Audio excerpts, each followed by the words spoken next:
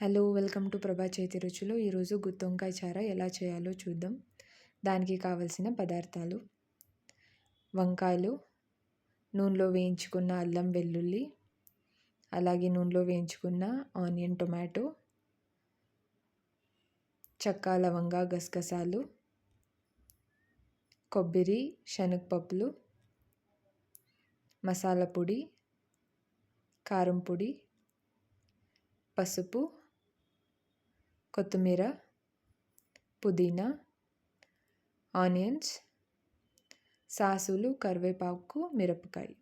ముందుగా మసాలా ఎలా చేసుకోవాలో చూద్దాం. మిక్సీలో గసగసాలు, చెక్క, లవంగా, శనగపప్పులు, అలాగే కొబ్బరి ఈ టైప్లో వచ్చేలాగా మిక్సీ పట్టుకొని తర్వాత నూనెలో వేయించుకున్న అల్లం వెల్లుల్లి, ఆనియన్ టొమాటో వేసుకోవాలి. సో దట్ మసాలా ఇంకా మంచిగా టేస్టీగా వస్తుంది. దానిలో మసాలా పొడి, కారం పొడి, అలాగే పసుపు అన్నీ వేసుకొని మిక్సీ పట్టాలి. ఈ కన్సిస్టెన్సీలో వచ్చిన తర్వాత ఇంకొంచెం వాటర్ పోసుకొని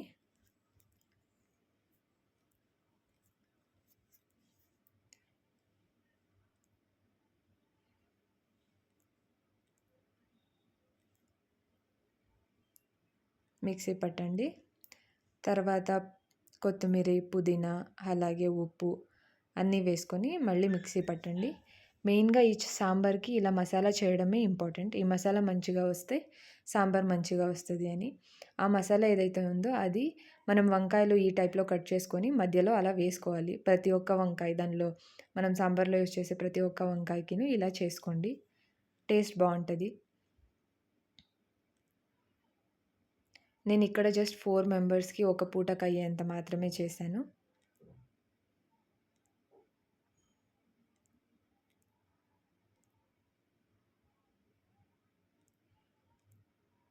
ఇలా వంకాయలకి పెట్టుకొని తర్వాత కుక్కర్లో కొంచెం నూనె వేసుకొని అది కొంచెం హీట్ అయిన తర్వాత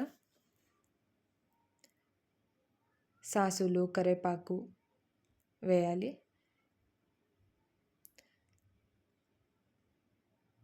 తర్వాత మిరపకాయలు,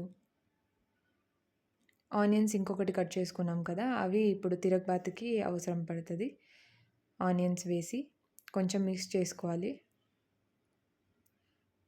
కొంచెం ఆనియన్స్ మంచిగా వేగిన తర్వాత మనం ఏదైతే అది వంకాయలది ఏదైతే మిక్స్ చేసుకున్నామో అవి అంతా వేయాలి.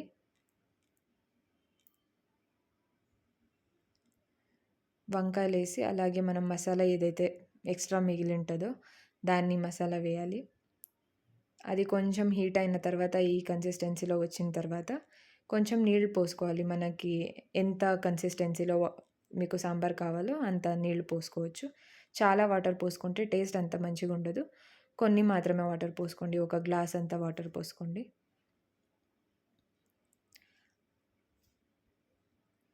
ఇలా వచ్చిన తర్వాత కాసేపు ఉడకనివ్వండి కుక్కర్లో.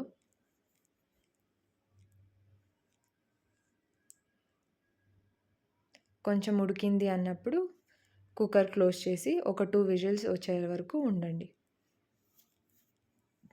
అంతే, గుత్తొంకాయ, కొంతమంది నూనె వంకాయ అని పిలుస్తారు, అది రెడీ. ఇలా ఉంటుంది.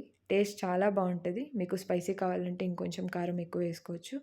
టేస్టీ టేస్టీ గుత్తొంకాయ రెడీ. Thanks for watching.